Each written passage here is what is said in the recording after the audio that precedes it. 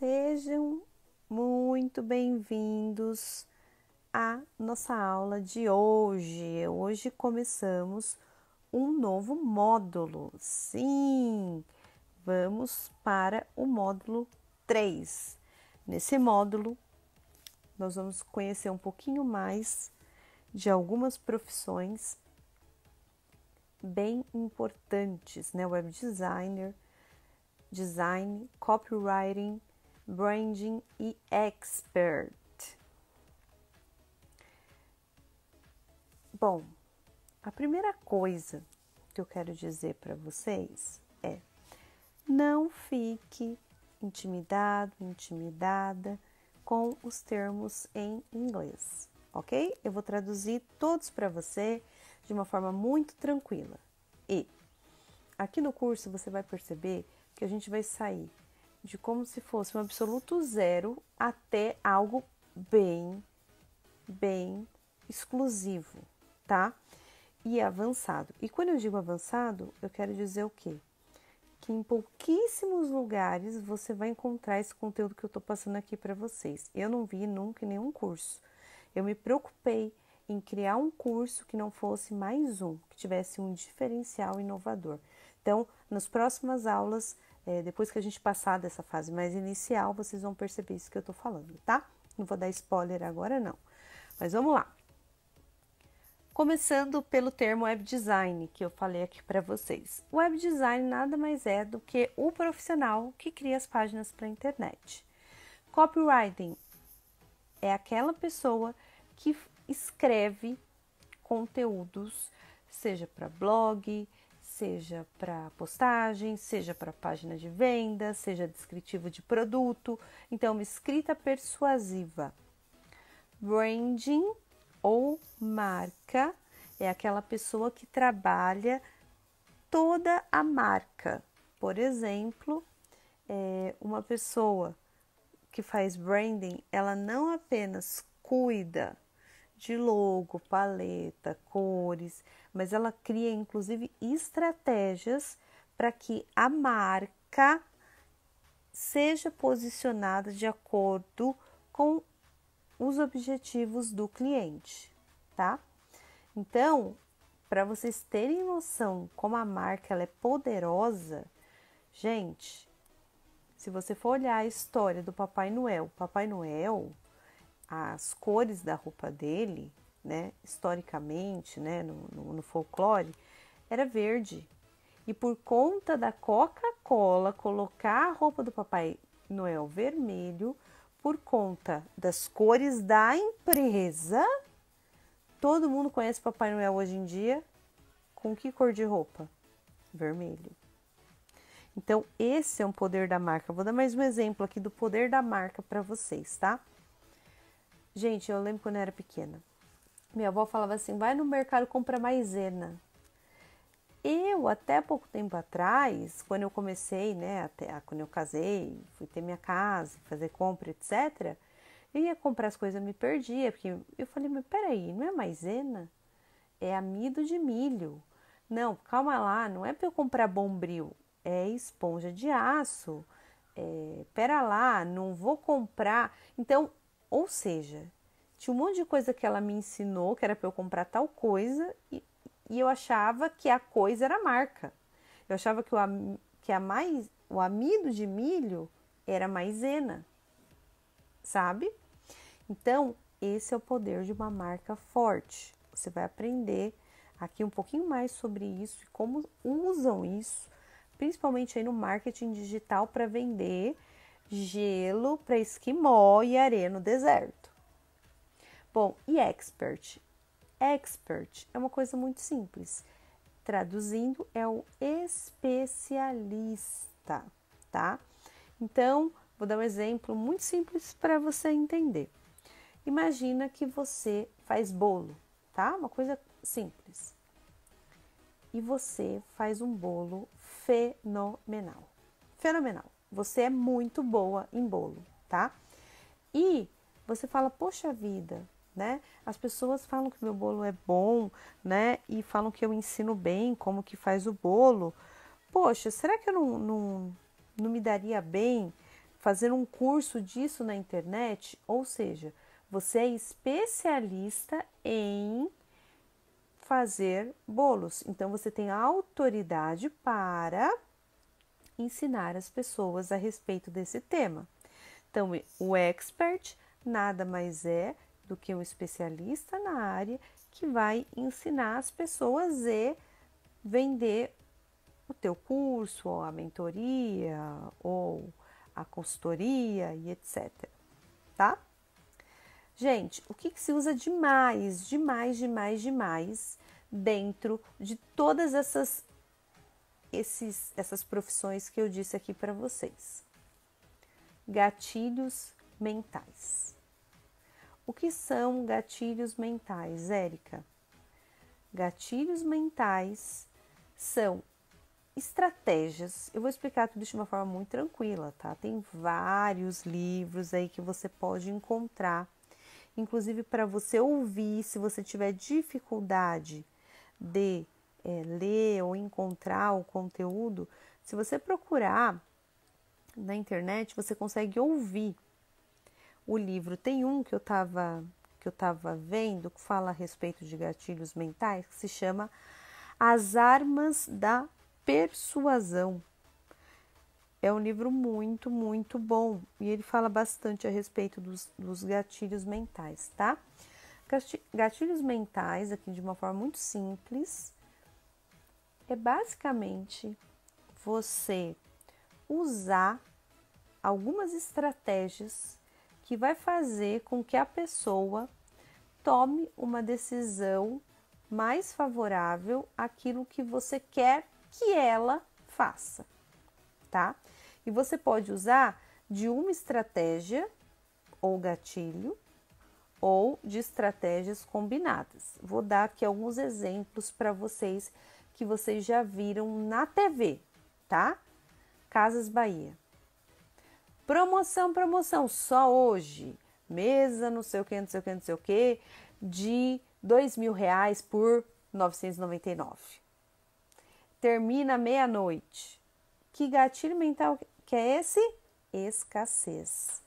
Porque você só vai poder comprar a mesa de R$2.000 por 999 se você comprar hoje, até a meia-noite. Então, essas vendas que tem período, que tem vagas limitadas, tudo isso são gatilhos de escassez. Vou dar um outro exemplo para vocês. Eu fui num evento, gente, essa aula era para ser curta, eu já estou em 7 minutos, oh meu Deus, eu falo muito. Eu fui num evento chamado IT Forum X, um super evento de tecnologia, excelente, foi top, se não me engano foi 2018. Esse evento foi feito naqueles pavilhões, né? Se não me engano é a AMB, Expo Center Norte, alguma coisa assim. Gente, aqueles pavilhões são gigantescos, cabem muitas e muitas pessoas. Mas ao invés deles colocarem lá, gente, nós temos 5.000 ingressos. Não. Nós temos o primeiro lote que está aberto para venda. O primeiro lote, que são as pessoas comprarem primeiro, custa X. Quando chegar no último lote, que é mais pertinho do evento, custa 3 vezes o valor. Então, você acaba usando a escassez para fazer com que a pessoa aproveite essa oportunidade o mais rápido possível, tá? A gente tem um outro gatilho mental que é reciprocidade. Inclusive, acho que nesse livro, né, que eu acabei de citar aqui para vocês, tem exatamente esse exemplo na reciprocidade. Reciprocidade é, antes de eu pedir algo para a pessoa, eu dou algo para ela, tá? Todos esses sites, eu não falei que os gatilhos, eles estão ligados a todos os temas que eu falei para vocês. Web designer é a pessoa que cria as páginas, né, para as redes sociais. Então, vocês já devem ter visto na internet esses sites que falam assim, olha, coloca aqui seu e-mail, blá, blá, blá, e aí você vai receber um e-book totalmente de graça, né? Ou a pessoa te dá um e-book se você fizer alguma coisa, se você preencher um cadastro, enfim. O que que é esse gatilho? É o gatilho da reciprocidade. Antes da pessoa tentar te vender algo, antes dela querer algo de você, ela te dá. Então, quando ela vai te pedir, você fica constrangido de dizer não. E tudo isso que eu tô falando para você, não é que você pensa, esse que é o problema, você não pensa. Isso é uma forma, gatilhos mentais, é como se acessasse uma forma que o ser humano vai se comportar no automático, ou seja, ele não pensa para fazer isso, tá? E o exemplo que tinha no livro era assim, tinha uma determinada seita lá, né, uma religião, que eles pediam dinheiro na rua para contribuir, para manter lá a igreja deles aberta e etc. E aí eles não estavam tendo sucesso, eles estavam com super problema, com perigo de fechar e tudo mais. E eu não sei quem foi ajudar eles e sugeriu que eles dessem uma flor para a pessoa e fossem falar com a pessoa cantando uma música e dessem uma flor e fossem de uma forma muito positiva falar com essa pessoa, ao invés de falar assim, olha, pelo amor de Deus, a gente vai fechar, nanana, etc. Não, fosse cantando lá, tocando tambor, né, todos felizes e tudo mais, e chegasse lá e dessem uma flor para essa pessoa e depois falassem para essa pessoa a respeito da doação. O que aconteceu? Eles fizeram uma estatística e eles tiveram 80% a mais de sucesso porque eles deram uma simples flor e a pessoa doou muitas vezes mais do que aquela flor. Então você dá algo para alguém e a pessoa nem consegue pensar, porque se ela parar para pensar, ela não dá. Isso acessa direto esse gatilho mental. Ou seja, olha como é que funciona isso, tá? Tô passando na rua, vem uma pessoa toda feliz, sorridente, pulando lá, vestido lá, com seus trajes típicos, e me dá uma flor. Isso já causa dentro de mim automaticamente, se eu pensar, sem eu pensar, tá? É tudo automático, os gatilhos mentais. É uma ação que desencadeia a outra de forma automática. Eu não pensei. Isso já cria empatia dentro de mim por aquela pessoa, porque ela me deu algo sem eu pedir, ok? Aí, quando a pessoa me pedir a doação, o meu subconsciente vai estar mais propenso a dar para ela, falar, ela me deu a flor, né? Ela veio tão feliz falar comigo, né? E aí eu dou, nem que seja pouco, mas eu acabo dando. E se fosse de uma outra forma, tipo a pessoa passando por mim e não me desse nada, não tenho e vou embora, né? Entende? Então, não sei se vocês já passaram por essas situações. Aqui eu falei só de 3 gatilhos, mas tem muito mais que isso. E eu quero contar aqui também para vocês a respeito do storytelling. O que é storytelling? É simplesmente você contar uma história, tá? No site que você vai fazer para vender, você tem que contar uma história, tem que ter começo, meio e fim. E não só produto para emagrecer custa R$50, os benefícios são esses. Não, isso não é uma história. Uma história é você ter uma introdução. Olha, eu tinha um sonho de entrar nas minhas calças jeans. Aí começa a contar toda uma história. E lá no final é que você vai falar do produto, não é no começo. Você primeiro envolve a pessoa de um jeito que ela fala, nossa, mas o que será isso? Que mudou a vida dessa pessoa que tinha esse sonho de entrar na calça jeans, que achou que isso não seria possível e hoje ela conseguiu realizar esse sonho. Então a pessoa quer. O storytelling é você fazer a pessoa querer, a pessoa te perguntar. E não você querer, você enfiar algo goela abaixo na pessoa, né? E aí, voltando um pouquinho em relação a storytelling, eu quero contar uma história para vocês, tá? Havia uma pessoa na Inglaterra, que ela fez uma estratégia, que foi a seguinte. Ela entrou no TripAdvisor, eu não sei se vocês conhecem, mas é um site aonde você pega a indicação, né? Você procura lá hotéis e restaurantes e etc. E ele te dá várias opiniões dos usuários a respeito daquilo, fala sobre o que é o restaurante ou o hotel, o que você encontra e etc. Então essa pessoa, olha a estratégia que ela fez, tá? Lembrem-se do storytelling, que é começo, meio e fim. Não é simplesmente eu vou lá e cadastro um restaurante e acabou, e espero o milagre acontecer. Não, tem um restaurante, cadastro o TripAdvisor, espero o milagre acontecer. Não, vejam o começo, meio e fim. Muito bem, na Inglaterra, uma pessoa cadastrou um restaurante no TripAdvisor, um restaurante que não existia. E ele, com uma estratégia, ele fez esse restaurante ser o mais indicado do TripAdvisor, sem existir. Imagina isso. Então vamos lá. O que aconteceu, Érica? Essa pessoa colocou o restaurante dela no TripAdvisor, tá? Cadastrou, e as pessoas ligavam para fazer reserva, né? E aí o dono do restaurante falou assim, não tenho vaga, tá sold out, né? Tá cheio, eu não tenho vaga para os próximos meses, tá muito cheio, o pessoal gosta muito daqui e etc.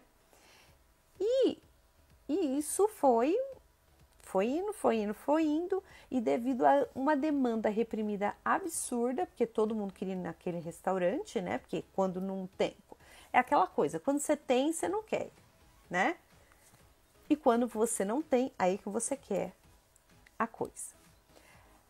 E aí, gente, por conta dessa demanda reprimida, as pessoas começaram a avaliar o restaurante bem no TripAdvisor. Tipo, incrível, sensacional. A pessoa nunca foi. A pessoa só ligou e ouviu o não. E criou no inconsciente dela que aquele restaurante era bom porque tinha muitas pessoas que queriam ir lá e ninguém conseguia. Você nunca conseguiu. Você ligou meses e você não conseguiu. É a mesma estratégia, aqui abrindo parênteses, que às vezes se fazem aí em casas noturnas, né? Nos Estados Unidos tem muito isso. Você tem lá um determinado restaurante ou uma balada lá, seja lá o que for, e eles contratam pessoas para ficar na frente, na fila, e dentro tá vazio. Aí as pessoas passam na rua, vê o restaurante X com fila e vê o restaurante Y sem ninguém. Qual que é o pensamento automático que você tem? Ah, esse que tá vazio deve ser ruim. E esse que está cheio, que está com fila, deve ser bom. Então, logo, eu vou no que tem fila. É isso. Esse é o nosso raciocínio, tá? Automático. Voltando aqui para o restaurante. Aí o que aconteceu? Ele ficou em número 1 do TripAdvisor, ele foi lá e abriu o restaurante mesmo, tá? E ele serviu lá uma comida muito mais ou menos, um ovo frito muito mal feito, um suco de laranja muito do mais ou menos. E as pessoas começaram a dizer, nossa, esse é o melhor ovo frito que eu já comi na minha vida. Esse é o melhor suco de laranja que eu já comi que eu já tomei na minha vida. O que a gente pode concluir com isso? Que a narrativa, a história, o storytelling tem o poder de influenciar nos sentidos da pessoa. No tato, na visão, no olfato, no paladar. O ovo não era bom, o suco não era bom, mas toda aquela história que foi contada, que era o melhor restaurante, que não sei o que, criou nas pessoas, já quebrou toda a barreira. Primeiro, ela já foi para o restaurante não com o sentido de, não conheço, vamos ver se é bom. Não, ela já foi com o pensamento de que, nossa, consegui vir no restaurante que era mega concorrido, nossa, não acredito que eu tô aqui. Ela já foi sem barreiras, entende? Então, a história, ela tem um poder absurdo, tá? Contar histórias. Eu já dei aqui alguns exemplos para vocês a respeito disso e nas próximas aulas a gente vai falar um pouquinho mais. Por hoje já falei até demais, então a gente se vê na próxima aula. Tchau, tchau!